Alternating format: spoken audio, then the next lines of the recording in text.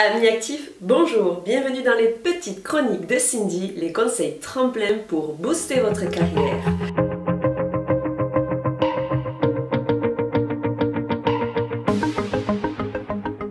Me voici très heureuse de vous retrouver ce jour pour accompagner avec entrain votre souhait de reconversion professionnelle.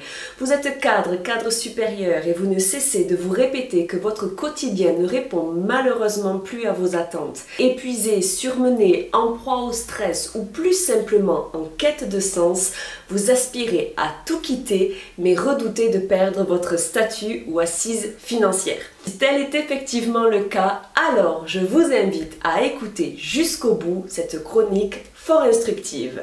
Parmi les 5 raisons qui expliquent que plus de 5 cadres sur 10 n'osent pas franchir le cap d'une réorientation, c'est pour 30% d'entre eux le fait de ne simplement pas savoir par où commencer. 24% estiment quant à eux manquer d'accompagnement en vue de se poser les bonnes questions. 18% évoquent par ailleurs la peur de sortir de leur zone de confort. Enfin, dans les proportions moindres et à égalité, 8% craignent l'investissement financier ou indiquent que leur projet n'est pas encore assez mûr. Bonne nouvelle, ces statistiques peuvent être revues à la baisse sous couvert de trouver une personne capable de conduire à vos côtés un véritable travail d'équipe. Qu'il s'agisse d'un coach spécialisé ou d'un consultant enclin à l'exercice, nul doute qu'un accompagnement personnalisé, pensé dans le cadre du sur-mesure, j'insiste,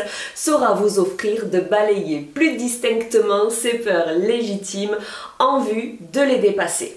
Cette première étape franchie, vous serez alors rattrapé et soutenu par cette envie initiale qui était la vôtre de reconnecter vos valeurs personnelles à vos aspirations professionnelles. Lorsque cette décision de vie est clairement actée, elle offre généralement un précieux retour sur investissement. 44% des cadres ayant franchi le pas évoquent à ce titre un épanouissement retrouvé, 26% soulignant l'acquisition bienvenue de nouvelles compétences et 8% évoquant un meilleur équilibre entre vie professionnelle et vie personnelle. À noter que la règle d'or est incontestablement de ne pas se précipiter et de prendre soin de travailler en vue d'un projet solide et bien préparé. Ne restez pas seul. Prenez soin de vous entourer et de vous assurer que cette personne extérieure à laquelle vous ferez appel saura vous accompagner avec cœur dans le cadre, je le répète, d'un réel sur-mesure. Vous voici désormais armés, chers amis, pour oser le changement.